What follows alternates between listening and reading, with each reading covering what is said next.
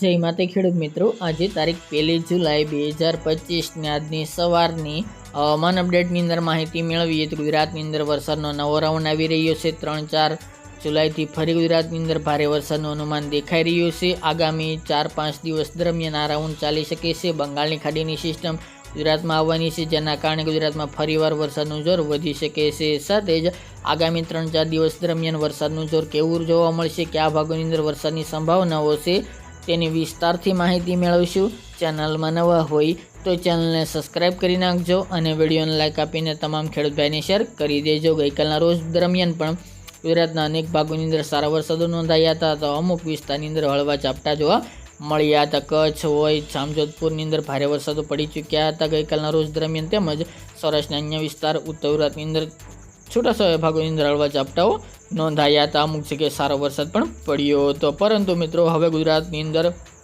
2-3 દિવસ દરમિયાન વરસાદનું જોર થોડું ઓછું જોવા મળશે, પરંતુ વરસાદ કન્ટિન્યુ જોવા મળે તેવી સંભાવના દેખાઈ રહી છે નવો રાઉન્ડ આવે ત્યાં સુધી। આગામી 3 તારીખ સુધીની વાત કરવામાં આવે તો મિત્રો આગામી 3 દિવસ દરમિયાન હાલ તો ગુજરાત ઉપર કોઈ સિસ્ટમ સક્રિય નથી, પરંતુ ગુજરાતની અંદર ચોમાસું ચાલુ છે, એના કારણે ગુજરાતમાં છૂટાછવાયા વિસ્તારની અંદર હળવા સામાન્ય ઝાપટા, મધ્યમ ઝાપટા યથાવત જોવા મળે તેવી હાલ શક્યતાઓ જણાઈ રહી છે। વાત કરવામાં આવે તો આજે 1 જુલાઈ દરમિયાન ગુજરાતના અમુક ભાગોની અંદર વરસાદી ઝાપટા જોવા મળશે, અમુક જગ્યાએ સારો વરસાદ પણ જોવા મળી શકે છે। આજની વાત કરવામાં આવે તો સૌરાષ્ટ્રના અમુક વિસ્તારો જેમાં ભાવનગર જિલ્લો, ગીર સોમનાથ, જૂનાગઢ, દ્વારકા, જામનગર તેમજ સુરેન્દ્રનગર હોય, રાજકોટ તેમજ કચ્છના ભાગોની અંદર છૂટાછવાયા વિસ્તારની અંદર હળવા સામાન્ય મધ્યમ ઝાપટાઓ પડી શકે છે। 1-2 વિસ્તારની અંદર સારો વરસાદ પણ જોવા મળશે। ઉત્તર ગુજરાતની અંદર વાત કરીએ તો સાબરકાંઠા હોય, થરાદ તેમજ પાટણ, મહેસાણા જેવા ભાગોની અંદર છૂટાછવાયા વિસ્તારની અંદર વરસાદ કન્ટિન્યુ જોવા મળશે, કોઈ ભારે વરસાદ ત્યાં નહીં જોવા મળે। બાકી મધ્ય પૂર્વ ગુજરાત અને દક્ષિણ ગુજરાતની અંદર સામાન્ય કોઈક જગ્યાએ ઝાપટાઓ જોવા મળી શકે છે। બાકી ગુજરાતમાં હમણાં 2-3 દિવસ દરમિયાન ભારે વરસાદનું હાલ અનુમાન જણાતું નથી, જેની તમામે ખેડૂત ભાઈ નોંધ લેવી। હાલ મિત્રો ગુજરાતની અંદર હાઈ લેવલના વાદળો છે, જેના કારણે ગુજરાતમાં ભારે વરસાદ નથી જોવા મળી રહ્યો, પરંતુ એકલ દોકલ સેન્ટરની અંદર ભારે વરસાદો 3 થી લઈને 5 ઇંચ સુધીના પણ 1-2 વિસ્તારની અંદર જોવા મળી રહ્યા છે। તે મુજબના વરસાદો આગામી 3 દિવસ દરમિયાન જોવા મળશે। અતિ ભારે વરસાદનું હાલ કોઈ અનુમાન જણાતું નથી।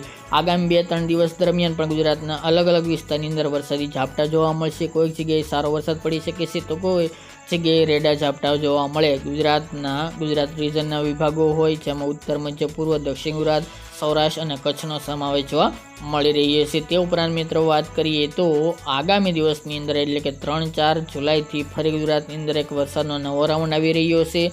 હાલ તો મિત્રો આ રાઉન્ડ ભારે સાબિત થઈ શકે છે, કારણ કે બંગાળની ખાડીમાં અત્યારે એક અપર સાયક્લોનિક સર્ક્યુલેશન સક્રિય બન્યું છે। ત્યારબાદ મિત્રો તે લો પ્રેશર એરિયામાં ફેરવાશે અને તે મધ્ય ભારત થઈને ગુજરાતમાં પસાર થાય, આ સિસ્ટમ ગુજરાત સુધી આવે તેવી સંભાવના હાલ જણાઈ રહી છે। હાલના અનુમાન પ્રમાણે આ સિસ્ટમ ઉત્તર ગુજરાતમાંથી પસાર થઈ શકે છે અથવા તો મધ્ય ગુજરાતમાંથી પસાર થાય તેવા હાલ સંકેતો જોવા મળી રહ્યા છે અને વેધર મોડલ દર્શાવી રહ્યા છે। ઉત્તર ગુજરાતમાંથી અથવા તો તેના ઉપરના ભાગમાંથી જો પસાર થશે આ સિસ્ટમ, તો સૌથી વધુ લાભ ઉત્તર ગુજરાતના ભાગોની અંદર જોવા મળશે, મધ્ય ગુજરાત અને પૂર્વ ગુજરાતની અંદર ભારે વરસાદો આવી શકે છે। તે ઉપરાંત થોડી નીચેથી એટલે કે મધ્ય ગુજરાતમાંથી આ સિસ્ટમ પસાર થશે તો દક્ષિણ ગુજરાતના ભાગો, સૌરાષ્ટ્રના ભાગો અને કચ્છને વધુ અસર જોવા મળે તેવી સંભાવના રહેલી છે। તો આમ જોવા જઈએ તો આ સિસ્ટમનો ઘેરાવો સમગ્ર ગુજરાતમાં જોવા મળશે। 60 થી લઈને 70% વિસ્તારની અંદર આ સિસ્ટમનો લાભ મળી શકે છે અને સારા વરસાદો નોંધાઈ શકે છે। હાલના અનુમાન પ્રમાણે ઉત્તર ગુજરાતના ભાગો, મધ્ય ગુજરાત અને પૂર્વ ગુજરાતની ભાગોની અંદર ભારે વરસાદો નોંધાઈ શકે છે। અમુક વિસ્તારની અંદર 8 થી લઈને 10 ઇંચ સુધીના પણ અતિ ભારે વરસાદો પડે તેવી શક્યતા હાલના વેધર મોડેલો દર્શાવી રહ્યા છે, પરંતુ હાલ સિસ્ટમ દૂર છે, જ્યાં સુધી નજીક ન આવે ત્યાં સુધી ક્લિયર કટ ન થઈ શકે। પરંતુ ચોક્કસપણે હાલના વેધર મોડેલ પ્રમાણે વાત કરવામાં આવે તો આ સિસ્ટમ ગુજરાતને ચોક્કસપણે અસર કરશે અને 60 થી લઈને 70% વિસ્તારની અંદર સારા વરસાદો પડી શકે છે। અમુક સૌરાષ્ટ્રના ભાગો હોય, કચ્છના ભાગો અને ઉત્તર ગુજરાતની અંદર વાવણી લાયક વરસાદો પણ નથી જોવા મળ્યા, તેમજ અમુક વિસ્તારની અંદર વરસાદો પણ ઓછા જોવા મળ્યા છે, ખાસ કરીને ઉત્તર ગુજરાતના વિભાગોની અંદર। પરંતુ મિત્રો અત્યારે ગુજરાતની અંદર રેડા ઝાપટા શરૂ છે, તે મુજબનો વરસાદ નોંધાશે અને જે વિસ્તારો બાકી છે તે આગામી જે સિસ્ટમ આવી રહી છે તેના અનુસંધાને લાભ મળી જાય તેવી સંભાવના દેખાઈ રહી છે।